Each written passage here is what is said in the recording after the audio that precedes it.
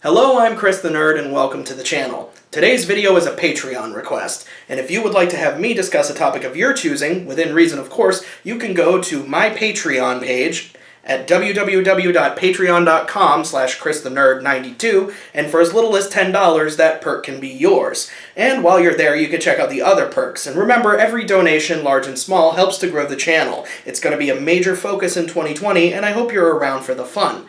So with that said, let's dive into today's video. I've always found animation fascinating. It's a medium that impresses me because I've never really been much of an artist myself. Here's a TV that looks like an apple. I even initialed it. Now, I'm someone who can barely draw one image, let alone hundreds or thousands together in a sequence. As such, I have immense respect for animators, and that's something that's been true going all the way back to my days on Newgrounds. Does anyone remember Madness Combat? In spite of their incredible attention to detail and the amount of hours and labor that goes into even the most simplest of shots, I feel like a lot of animators get really disrespected or given the shaft, so to speak. And no studio do I feel this is more prevalent than with Laika. You may know Laika as the first dog in space, or as those guys that do all those stop-motion movies. I know them as a studio that does fantastically animated, highly detailed work that ultimately flops every single time. Why is that? Animated movies do make quite a bit of money, at least if they have the financial backing of the Imperial House of Mouse. Well, I think I know why. And if I could be one guy in an armchair taking a stab in the dark, I guess I'm not in an armchair, if I could just be one guy standing in a mostly empty room taking a stab in the dark, or an intensely bright light, this metaphor is very confused. I think it has something to do with the fact that the movies aren't necessarily accessible. Allow me to explain. Okay, so let's say you're looking to see a movie with your child, and you take them to see something like Arctic Dogs. If you're a little kid, a bunch of these colorful images are going to play for you for 90 minutes, and you're not going to remember any of it. If you're an adult seeing this movie, your brain is going to leak out of your ears, and at the end you're going to remember every mistake you've ever made. It's going to cause you to reassess every single decision. Was I ever really ready for children? Was life that much worse when I was doing heroin? Why did I see Arctic Dogs? It's like the planet made a poopy. The films of Laika expect a little bit more from their audience. They have messages and themes and things to say, and expect that you're going to be paying attention. Also, it's stop motion, and that's weird, I suppose. If it's not Disney, or something that looks like Disney, maybe some people just aren't interested. Well, I'm interested, and in this 3-part video series, we're going to be taking a look at all 5 films of Laika, starting with the one that started it all. That is generally how that works. We're going to be taking a look at the adaptation of Neil Gaiman's Coraline. Coraline is, as I said, the 2009 film adapting the Neil Gaiman story of the same name.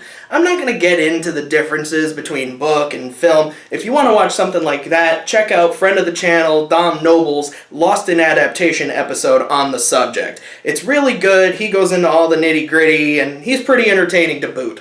Like a car. Ha! Unnecessary. I'll link his video in the description. Very briefly, Coraline is the story of Coraline Jones, a quirky preteen girl with parents that care but are a little too busy for her liking. They don't have the time to give her the attention that she craves, and all she really wants is the Turbo Man action figure with the arms and legs that move, the boomerang shooter, and those eyes of the children that were eaten by the other mother.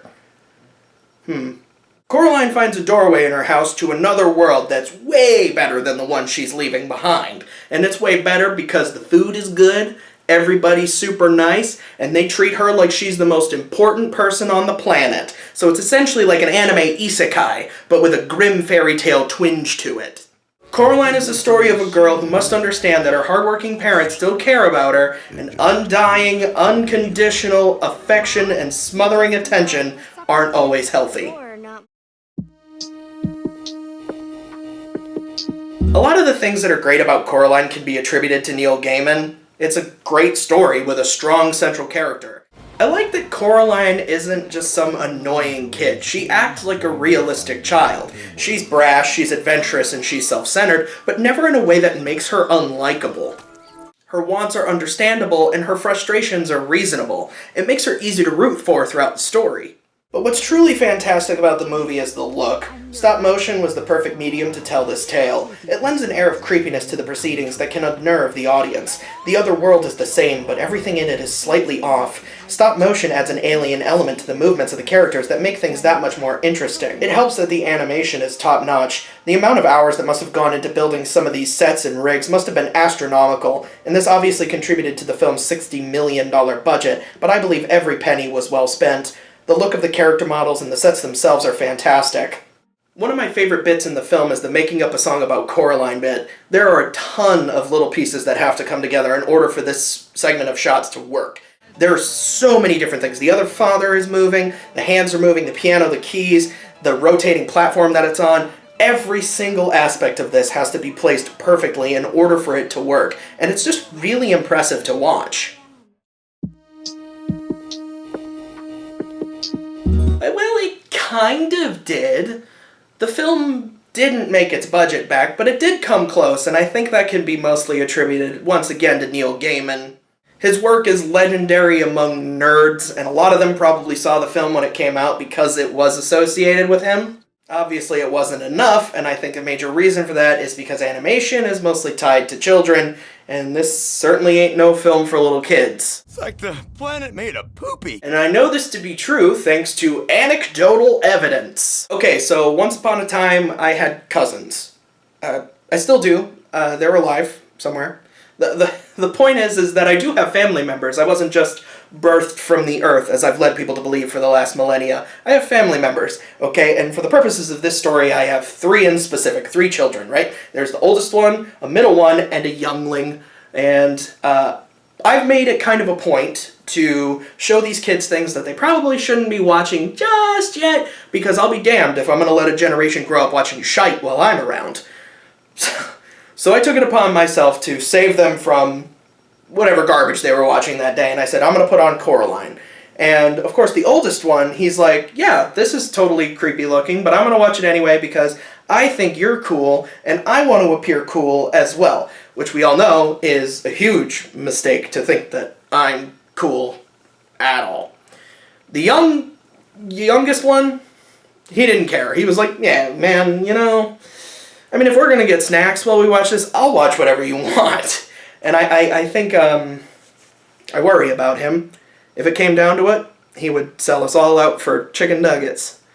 Now, the middle kid, you'd think he'd be the Goldilocks just right in this story. Absolutely not. He was not having any bit of it. He thought it looked too scary. He did not like the button eyes. Like, he was crying bloody murder over the button eyes. He didn't like the other mother's evil form. And when the cat bit the mouse in the neck and killed it, he damn near fainted. So, of course, when the movie was over, he loved it. Because of course he did.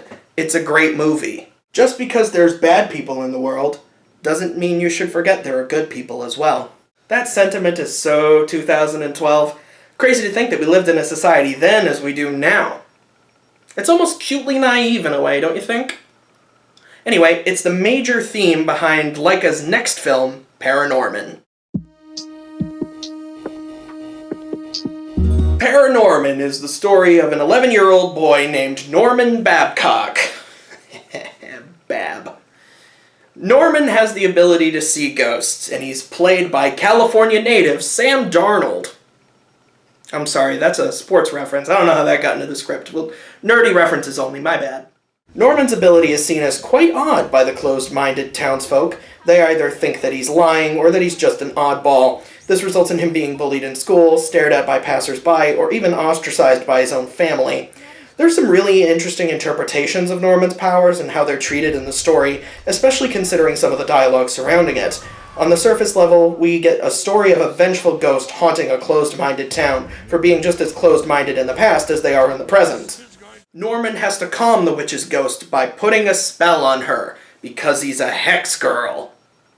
No, he must calm her down by convincing her that even though she was wronged, her lashing out is causing pain as well, and that doesn't make her right. Now, I kind of questioned this a little bit in my rewatch of the film that I probably didn't when I initially saw it 8 years ago. Specifically, I was looking at it from the perspective of what we as the audience actually see. Aggie is haunting the town, there's no question about that, and she does want revenge on the people who live in it. But the reason why she wants revenge is because the people who she's going after accused her of being a witch and killed her for it while she was a child. In fact, she still is a child. Her witch form is an 11-year-old girl. But I overlooked it a little bit, and the reason why I did is because I liked what Norman actually did to talk to her. I liked that he was saying that as long as you have one person in your corner, somebody who's there by your side, things are going to get better. Things can be better. And I liked that the person he used as his example was Neil. The reason why I like this is because it implies that somebody who's always in your corner might not always be a family member, sometimes it'll be a chosen family member. And this is good because Norman's family doesn't really come to his side until the end of the movie. There's a really great line of dialogue at the midway point where Norman is talking to his mom and his dad, and he says, "I never asked to be born the way that I was." And his father replies, "Neither did we." Now that is a stinging line of dialogue, and I think it's really great because, hold on, that's for the next bit. Cue the title card. Okay, that line of dialogue, it's awful, right? How many people have ever heard something like that from a family member? Show of hands, show of solidarity here, people. Family is supposed to support you, right? They're supposed to help you face the world, and sometimes they don't understand you. And when they don't understand you or what you do or what you like or who you are, they can say really nasty, hurtful things. And it can come from a place of misunderstanding and fear, like the father in ParaNorman. He is afraid of the unknown. He's afraid of being ostracized by the town that's already ostracizing his son. There was a part of me that worried the film was going to excuse the father's behavior, and especially after that line, I hoped they wouldn't, and thankfully they don't. He's clearly shown as being in the wrong, and he has to make a change at the end of the movie. Now there's a lot going on in ParaNorman, there's a lot of elements that it needs to juggle, and I feel like it did want to say something about bigotry and prejudice in a more overt way, but it does also have a duty as a children's film, and it didn't want to go too hard on those subjects. I feel like every character had their own sort of big moment in the film. Even if I didn't really care for every single one of the characters, I'd have been fine if we didn't have Alvin. Not that he was bad or that I disliked the character, I just felt that Courtney, Mitch, Neil, and Norman were more than enough characters to get all of the points across that we needed. So, that's like a minor nitpick though. Of course, the stellar animation was another in a long line of reasons why I love this movie. The animation is smoother than it was in Coraline. I like the designs of the characters better, even if the idea was just they were more proportionately normal than Coraline. There was a concerted effort to make each character's head shape different. That was something that stood out to me. I mean, I literally jotted it down in my notes. The characters' heads and facial structures were different in natural ways. Oh, how we mature as humans. When I was 20 years old seeing this movie for the first time, I would have never even noticed that, and I certainly wouldn't have said some shit like that. There were a lot of other visual effects that I liked as well, but I don't want to talk about the art too much when discussing each individual movie, just because I'm probably going to say that I love the artwork for every single one of them. So yeah, just mark it down for all of Laika's films. The art was great. I feel like the reasoning behind this one is similar to its predecessor. I mean, Coraline did have Neil Gaiman to go off of, not that it used him as a crutch, but at least it had that in its favor. ParaNorman had to survive on its own merits, and it did come up short of its budget. Once again, similar to Coraline, you have a movie that does look kind of weird, it has a strange aesthetic, and it's kind of dark in more ways than one. Norman's eyes are sunken in, he's kind of a morose kid, he speaks in reserved tones, and he's certainly a mood that I respect. And his mood actually also kind of goes into the town itself. It's like his depression and anger towards his own situation permeates the town and the kind of drab feel of it all. But I love that kind of stuff. I thought that was great. It's also clear that this film is a love letter to horror and horror visuals. There's like a lot of scenes and aspects of the movie that are references to other horror films. For example, Neil is standing amongst the clotheslines. It's a recreation of the shot from Halloween. The Halloween theme is Norman's cell phone ringtone. And at the beginning of the movie, he's watching a movie that's about a zombie eating a woman's face. It revels in horror and clearly loves horror film. Doesn't necessarily scream family fun time. It's like the planet made a poopy. Now I think a focus on jokes and a more simplistic resolution of the themes did recuperate some of that a little bit, but it's horror and it's kind of weird looking still, and that probably drove a lot of people away. But you don't worry about those people, Laika. Don't worry about that. Worry about me, because I loved this movie when it was released, and I love it even more now.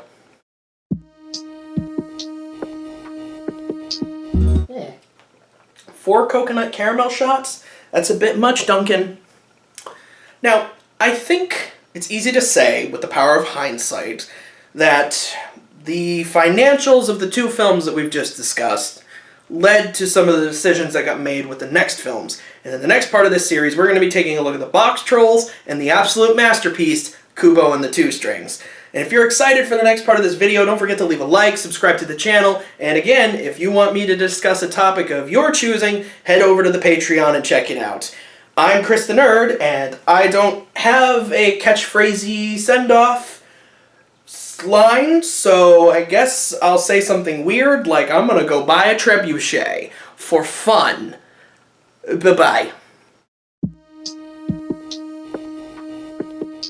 We're going to be looking at the adaptation of Neil Gaiman's Coraline. Really? Now you want to? Ticketmaster? I can't go to the Celtics game on Friday. Ticketmaster? I'm in South Carolina. It's not like they're facing Charlotte, too. It's like, it still thinks I'm in Boston. Oh my god, was he crying bloody murder over these button eyes? He didn't like the other mother's evil form? Really, you gonna text me now? If this is Ticketmaster again, I swear to god I'm gonna go ballistic.